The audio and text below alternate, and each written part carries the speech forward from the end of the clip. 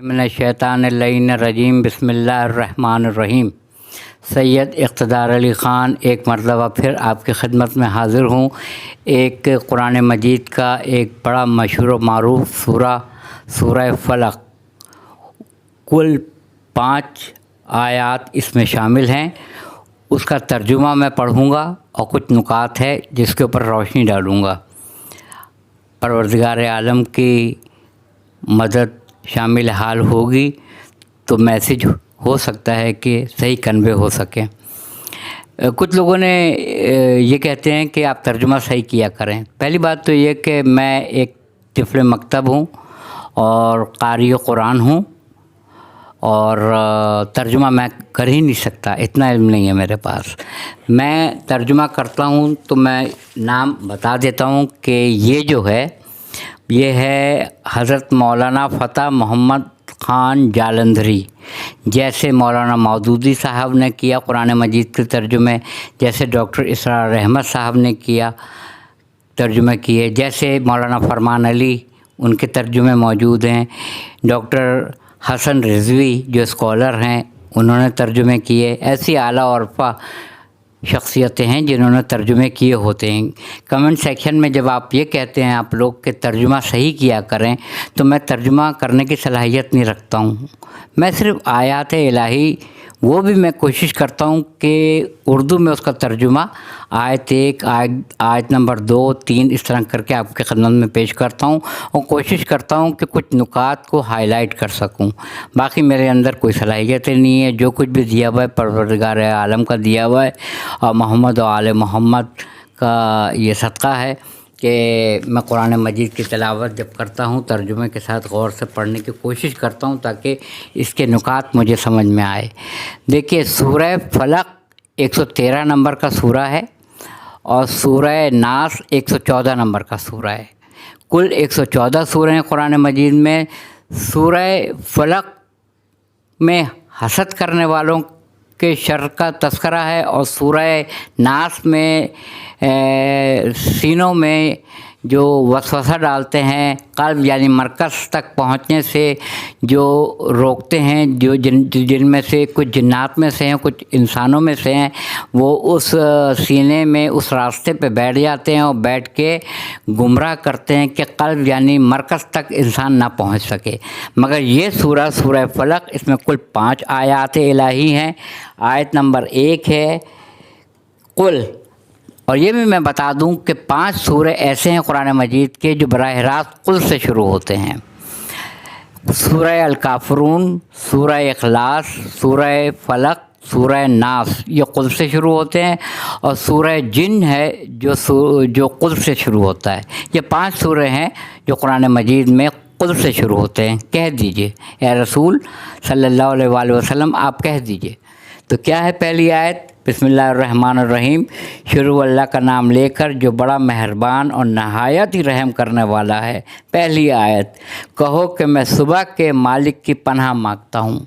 صبح کا مالک، شام کا مالک، دن کا مالک، رات کا مالک، اجالے کا مالک، تاریکی کا مالک، یہ خود کہتا ہے۔ تو پہلی آیت ہے پروردگار عالم کی کہ کہہ دیجئے اے رسول، آپ ان سے کہہ دیجئے کہ میں صبح کے مالک کی پناہ مانگتا ہوں۔ کس سے؟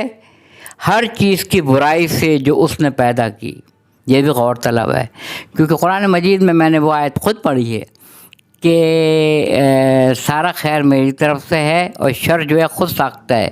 مگر ایک سورہ میں یہ بھی ہے کہ ہم نے اس میں فسق و فجور بھی رکھ دیا اور اس میں تقویٰ بھی رکھ دیا۔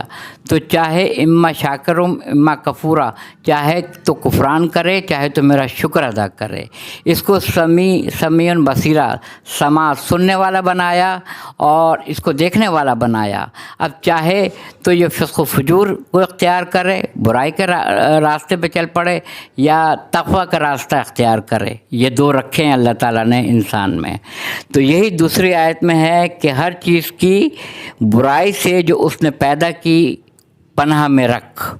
یہ دعا ہے، بیسیکلی یہ دعا ہے۔ اور شب تاریک کی برائی سے جب اس کا اندھیرا چھا جائے، یہ 3 نمبر کی آیت ہے۔ جب اندھیرا ہوتا ہے تو زیادہ تر چور، डकैत, शब खून मारने वाले, लूटने वाले, लोगों को कत्ल करने वाले, जिन्नात, वो मखलूक़ात जिसे हम नहीं जानते हैं, वो शब की तारीकी में बेदार होती हैं, अंधेरे में। इसीलिए वो कहता है कि दिन के उजाले के मालिक की कसम और रात की तारीकी जब छा जाए उसकी कसम, यानी अपने कसम खा रहा है। तो कहता है परवरदिगार आलम, और तीसरी आयत में, और शब तारीक की बुराई से जब उसका अंधेरा छा जाए, तो कोई ऐसी बुराइयां होती हैं जो शब की तारीकी में की जाती हैं, उसकी वो कहता है कसम खाता है और कहता है कि इससे पनाह में रख। यानी ये हम बेसिकली पनाह मांग रहे हैं इन चीज़ों से, परवरदिगार आलम से, इनकी। और चौथी आयत है, तावीज़ गंडा। आपने बहुत सुना होगा कि लोगों के यहाँ, मेरा ख़्याल है कि शायद ही कोई मुसलमानों में ऐसा फ़िरक़ा हो जहाँ तावीज़ गंडे ना किए जाते हों। हर क्या किए जाते हैं। और तावीज़ देने का काम, अमलियात वाला काम, जिन उतारने वाला काम, और आसेब उतारने वाला काम, और गिरह बंदी करना, यानी किसी की औलाद नहीं हो रही है तो कहते हैं गिरह बंदी हो गई है, किसी की मुलाजमत नहीं हो रही है तो कहा जा रहा है कि इसकी गिरह किसी ने लगा दी है, किसी की बच्चियों की शादियां नहीं हो पा रही हैं तो लोग कहते हैं कि यहाँ गिरह लग गई है, किसी ने कुछ कर दिया है। ये जुमला आम है, किसी ने कुछ कर दिया है, घर से बरकत उठ चुकी है, बेटियों की शादियां नहीं हो रही हैं, नौकरी नहीं मिल रही है, बरकतें नहीं आ रही हैं, सेहत नहीं हो रही है, हर चीज़ ख़राब हुई चली जा रही है, ये काम बनता बनता रह जाता है, वो काम बनता बनता रह जाता है।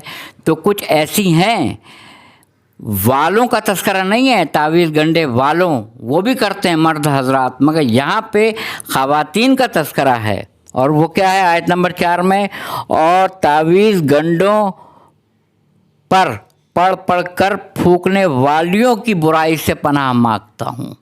यानी ऐसी भी हस्तियाँ हैं ख़वातीन में जो तावीज़ गंडे का काम करती हैं, उनका तस्करा किया गया है, जो गिराबंदी करती हैं, किसी की शादी ना हो पाए, किसी के यहाँ मुलाजमत किसी को ना मिल सके, किसी की औलाद जवान ना होने पाए, और किसी की कहना चाहिए कि किसी के यहाँ शादी ना हो पाए, औलाद ना हो पाए, यानी बरकत ना आ सके, इसके लिए वो तावीज़ गंडे करती हैं, गिराहें लगाती हैं उसमें, धागों में, उसका तस्करा है बेसिकली। और आखिरी आयत है, 5वीं आयत है, और ये पूरा निचोड़ है सूरह फलक का, ये 5वीं आयत। और हसद करने वालों की बुराई से जब हसद करने लगे, वाखिर दावाना अल्हम्दुलिल्लाह रब्बिल आलमीन। 5वीं आयत है, हसद करने वालों की जब वो हसद करने लगे, उनसे पनाह मांगता हूँ मैं। तो मैं एक बात आपको बताता चलूँ कि नज़र बद और हसद, इनकी जो ब्रांचेज़ हैं या सरहदें हैं, बहुत करीब करीब हैं, यानी इतनी मिली हुई हैं कि अगर आप ये समझें कि मैं आपको इस तरह से बताता हूँ कि अगर एक तरफ जो है वो नज़र बद है किसी की और एक तरफ हसद है, तो ये इतनी करीब करीब हैं कि दोनों एक ही चीज़ हैं। ये दोनों एक ही चीज़ हैं, हसद करना, किसी के यहाँ जाना हो, किसी के घर को देखना, क्या आलीशान मकान है, कितना बड़ा मकान है, क्या ज़बरदस्त मुलाजमत है, माशाल्लाह क्या जवान बेटे हैं, और क्या घर में रहन सहन है, क्या बड़ी गाड़ी है इनके पास, और क्या इनके यहाँ ठाट बाट है, ये सब हसद के उसमें आता है, नज़र बद के उसमें आता है। नज़र बद वो शय है जो ऊँट को देग में और इंसान को कब्र में पहुंचा दे। नज़र बद कहते हैं, इस पर लगता है कि किसी की नज़र लग गई है, और ये इसमें कोई दो राय नहीं है, ये हकीकत में ऐसा होता है। कभी कभी औलाद के ऊपर वालिदैन की नज़र पड़ जाती है गहरी, तो औलाद को नज़र लग जाती है, अपनों की भी नज़र लगती है। कभी आईना भर के आपने अपने आप को देख लिया तो नज़र लग जाती है, कभी आपने अपने घर बार को देख लिया तो नज़र लग जाती है, कभी आपने औलाद को जी भर के देख लिया तो नज़र लग जाती है। तो माशा अल्लाह वला हौल वला कुव्वत इल्ला बिल्लाह पढ़ना चाहिए हर वक्त। सूरह कहफ में आया है कि माशा अल्लाह पढ़ना चाहिए। और अल्लाह ताला कहता है कि हसद करने वालों کہ جب وہ حسد کرنے لگیں اور حسد کریں تو ان کے شر سے اپنی پناہ میں رکھ. تو دراصل سورہ فلق اور سورہ ناس پناہ ہے، اللہ کی پناہ. یہ دعا ہے، دعا. یہ دونوں سورہ جن کو میں کہتا ہوں کہ یہ دعا ہے اللہ تعالیٰ سے. کہ سورہ ناس میں ہے کہ جو وسوسہ ڈالتے ہیں مرکز تک پہنچنے کا، قلب مرکز، اس پہ شاہراہ پہ بیٹھ جاتے ہیں کچھ جنات میں سے، کچھ انسان میں سے ہیں جو میں کا وسوسہ ڈالتے ہیں. میں ہی سب کچھ ہوں، جو ابلیس نے کہا تھا کہ میں ہی سب کچھ ہوں، میں افضل ہوں، میں آگ سے بنا ہوں، اور یہ آدم جو ہیں یہ میں سجدہ نہیں کروں گا، یہ مٹی سے بنے ہیں. تو سوال اٹھتا تھا کہ آدم کو کس نے بہکا دیا؟ آدم کی میں نے بہکایا تھا. میں افضل ہوں کیونکہ میں آگ سے بنا ہوں، اور یہ کمتر ہے معاذ اللہ، یہ مٹی سے بنا ہے، تراب سے بنا ہے. تو ہمیشہ ابلیس کو تراب سے، مٹی سے یعنی آدم سے حسد رہے گی.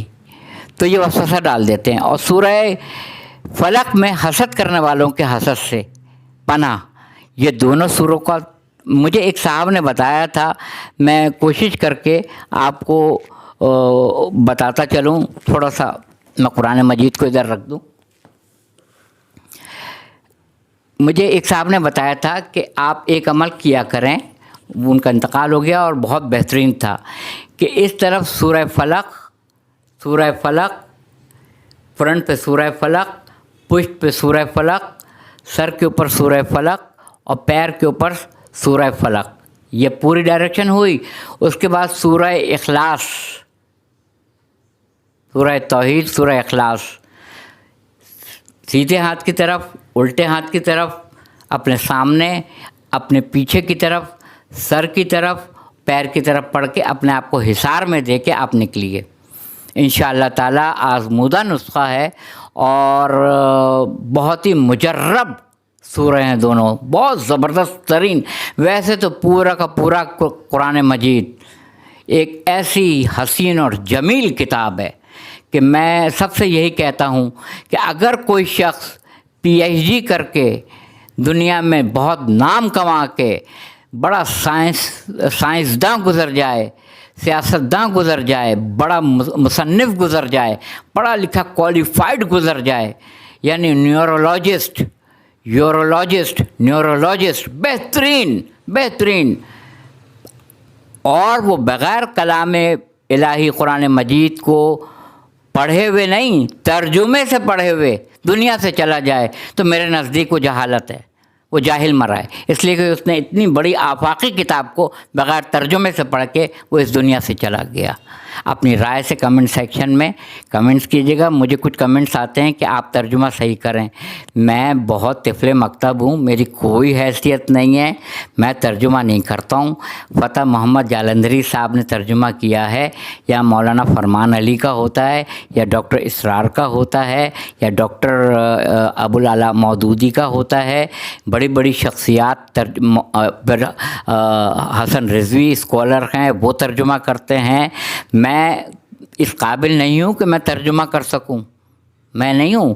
اور یہ بھی عجیب و غریب بات ہے کہ آپ کہیں سے بھی قرآن مجید لے لیجئے، فقہ حنفی، فقہ مالکی، فقہ حنفی، مالکی، شافعی، جعفری، جو بھی فقہ، سورہ 30 ہیں، پارے 30 ہیں اور سورہ 114 ہیں. پارے 30 ہیں اور سورہ 114 ہیں، چھپے ہوئے نہیں ہیں، چھپے ہوئے ہیں. یعنی سورہ حمد سے شروع ہو کے سورہ والناس کی سین پہ ختم ہوتے ہیں، جس میں زیر زبر پیش کی بھی قیامت تک تحریف ممکن نہیں ہے. مگر ہاں، اگر آپ 5 مختلف لوگوں کے ترجمے اٹھا کے پڑھیں گے تو 5 نے مختلف بات لکھی ہوگی ترجمے کی، آیت کی. کسی نے کچھ کہا ہے، کسی نے کچھ کہا ہے، کسی نے کچھ کہا ہے، کسی نے کچھ کہا ہے. ترجمے اگر ایک ہی ایکوریٹ ہوتے تو ساری امت مسلمہ ایک پلیٹ فارم پہ ہوتی. ترجمے مختلف ہیں. اب نیکسٹ کلپ انشاءاللہ تعالی میں امامت کے اوپر بناؤں گا کہ کہاں کہاں آیتوں میں لفظ امام استعمال ہوا ہے اور اس کے کتنے مطالب لوگوں نے مختلف ترجمے میں کتنے مختلف مطالب نکالے ہیں امام کے. نیکسٹ کلپ میں آپ کمنٹ سیکشن میں جا کے नेगेटिव हो तब भी राय दीजिएगा, पॉजिटिव हो तब भी राय दीजिएगा। व आखिर दावाना अल्हम्दुलिल्लाह रब्बिल आलमीन।